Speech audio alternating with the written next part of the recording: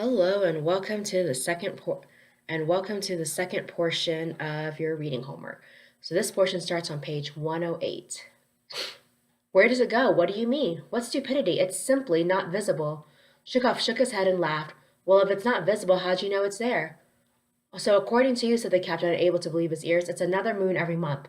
What's strange about that? People are born every day. Why not a moon every 4 weeks? Faugh, said the captain and spat. I've never met a sailor as stupid as you in my life. So where do you think the old moon goes? That's what I'm asking you.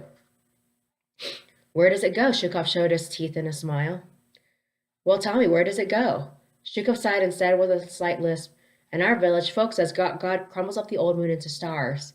What savages, the captain laughed. I've never heard that one. Then you believe in God, Shukov? Why not? asked Shukov, surprised. Hear him thunder and try not to believe in him. But why does God do it? Do what? Crumble the moon into stars. Why?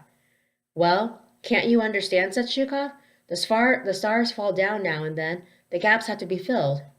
Turn around, you slob, a guard shouted. Get in the line. The count had almost reached them. The twelfth five of the 500th had moved ahead, leaving only Bavinsky and Shukov at the back. The escort was worried. There was discussion over the counting boards. Somebody was missing. Again, somebody was missing. Why the hell can't they learn to count? They'd count 462, ought to be 463. Once more they pushed everyone back from the gates. The Zeks had crowded forward again. 4 and 5s, first, second. What made this recounting so infuriating was that the time wasted on it was the Shek's own, not the authorities. They would still have to cross the step, get to the camp, and line up there to be searched. The columns would come in from all sides on the double, trying to be first at the frisking and into the camp. The column that was back first was top dog in the camp that evening. The mess hall was theirs. They were first in line to get their packages, first at the private kitchen, first at the CED to pick up letters or hand in their own to be censored, first at the dispensary, the barbers, the baths, first everywhere. And the escort, too, is in a hurry to get the Zeks in and be off for the night. A soldier's life isn't much fun either. A lot of work, little time. And now the count had come out wrong. As the last few fives were called forward, Shukov began to hope that there were going to be 3 in the last row after all. No, damn it, 2 again. The tellers went to the head guard with their tally boards. There was a consultation. The head guard shouted. Squad leader, the 104th. Turin took a half pace forward. Here. Did you leave anyone behind in the power station? Think. No. Think again. I'll knock your head off. No, I'm quite sure. But he stole a glance at Pavlo. Could anyone have dropped off to sleep in the machine shop? 4 squads, the head guard counted. They had formed the groups of 5 as they happened to be standing. Now they began to shift about. Voices boomed out. 75th over here. This way, 13th. 32nd here. The 104th, being all in the rear, formed there too. They were empty-handed to a man, Shukov noticed. Like idiots, they'd worked on so late they collected no firewood. Only 2 of them were carrying small bundles. The game was played every evening. Before the job was over, the workers would gather chips, sticks, and broken lots and tie them together with bits of string or rag tapes to carry with them. The first raid on their bundles would take place near the gates to the work site. If either the superintendent or one of the foremen were standing there, he'd order the prisoners to throw down their firewood. Millions of rubles had gone up in smoke, yet they were thinking they'd make up the losses with kindling. But the Zek calculated his own way. If everyone brought even a few sticks back with them, the barracks would be warmer. Barrack orderlies were issued 10 pounds of coal dust a stove, and little heat could be squeezed out of that. So the men would break up sticks or saw them short and slip them under their coats. The escort never made the Zeks drop their firewood at the gates to the work site. For one thing, it would have been an offense to the uniform, and secondly, they had their hands on machine guns ready to shoot. But just before entering the zone, several ranks in the column were ordered to throw their stuff down. The escort, however, rod mercifully, had to leave something for the guards and for the Zeks themselves, who otherwise couldn't bring any with them. Excuse me. So every Zek brought some firewood along with him every evening. You never knew when you might get it through or when they'd grab it. While Shukov was scurrying the ground in search of a few chips, Turin had finished counting the squad. 104th, all present, he reported to the head guard. Just then, Cesar rejoined his own squad from the group of office workers. His pipe was glowing as he puffed away at it. His dark mustache was tipped with frost. Well, Captain, how'd it go? He asked. A man who's warm can't understand a man who's freezing. How'd it go? What a damn fool question. If you really want to know, said the captain, his shoulders shagging, work so hard I can hardly straighten my back. You might give me something to smoke, was what he meant. Cesar gave him something to smoke. The captain was the only man in the squad he stuck to. He could unburden his heart to him and no one else. There's a man missing from the 32nd. From the 32nd, everyone began to mutter. The deputy squad leader of the 32nd scurried off with another young fellow to search the repair shops. And in the crowd, people kept asking who, how, where. Soon it reached Zhukov's ears that it was a dark little Moldavian who was missing. The Moldavian, not the one who it was that had been a Romanian spy, a real spy. You could find up to 5 spies in each squad, but they were fake prison-made spies. They passed as spies in their dossiers, but really they were simply ex-pals. Zhukov himself was one of those spies, but the Moldavian was genuine. The head of the escort ran his eye down the list and grew black in the face. After all, if the spy were to escape, what would happen to the head of the escort? In the crowd, everybody, including Zhukov, flew into a rage. Where they were going through all of this, that shit, that slimy little snake, that stinking worm. The sky was already dark. What light came from the moon. You could see the stars. This meant the frost was gathering strength for the night, and that runty bastard was missing. What, haven't you had your belly full of work, you miserable idiot? Isn't the official spell of 7 hours down to dusk enough for you? Just you wait, the prosecutor will add something. I thought that anyone could work so hard as to ignore the signal to knock off. He'd completely forgotten that he'd been working like that himself only an hour ago, and that he'd been annoyed with others for assembling at the gate too early. Now he was chilled to the bone, and his fury mounted with everyone else's, where they were to be kept waiting another half hour by the Moldavian. If the guards handed him over to the Zeks, they'd tear him apart like wolves with a lamb. Yes, the cold was coming in its own now. No one stood quiet. They either stamped their feet where they stood or walked 2 or 3 paces back and forth. People were discussing whether the Moldavian could have escaped. Well, if he fled during the day, that was one thing, but if he had hidden and was simply waiting for the sentries to go off the watchtowers, he hadn't a chance. Unless he'd left a trail through the wire, the sentries wouldn't be allowed back in camp for at least 3 days. They'd have to go on manning the towers for a week if necessary. That was in the regulations, as the old-timers knew. In short, if someone escaped, the guards had it. They were hounded without sleep or food. Sometimes they were roused to such fury that the runaway wouldn't get back alive. Cesar was arguing with the captain. For instance, when he hung his pince-nez on the ship's rigging. Do you remember? Yes, the captain said as he smoked. Or the baby carriage on the steps, bumping down and down. Yes, but the scenes on board are somewhat artificial.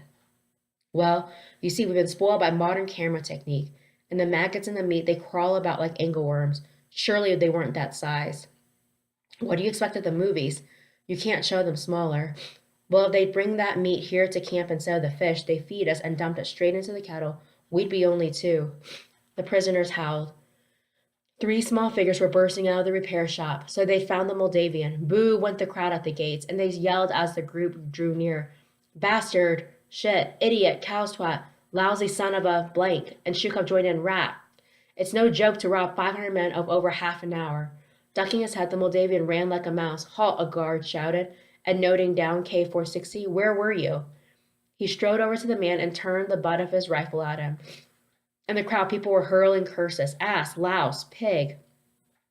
But others, seeing the guard make ready to swing his rifle, held their tongues. The Moldavian could hardly keep on his feet. He backed away from the guard. The deputy squad leader of the 32nd advanced. The damn fool crawled up to do some plastering, tried to hide it from me, warmed up there and fell asleep.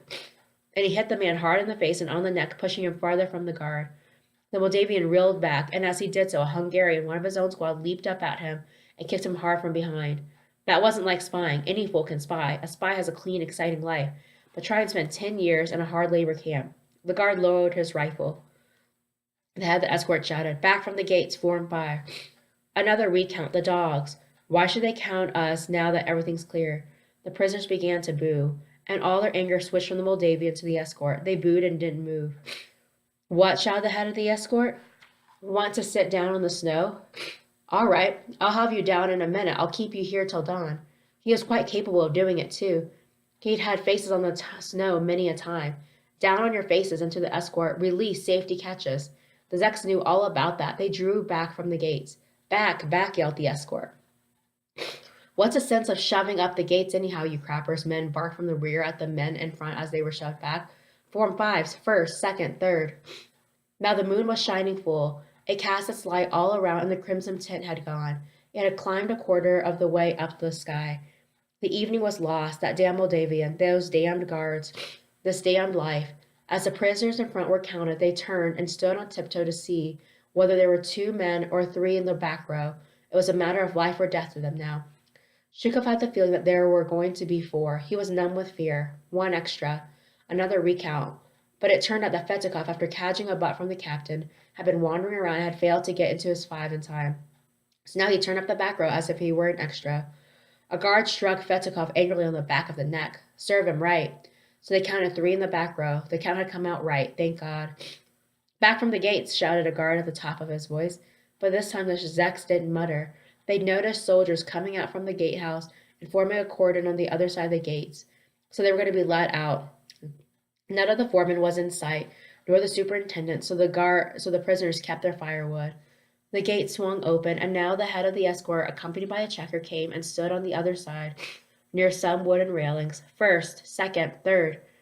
If the numbers tallied again, the sentries would be removed from the watchtowers. But what a distance they had to tramp along the edge of the site to reach the towers at the far end of it.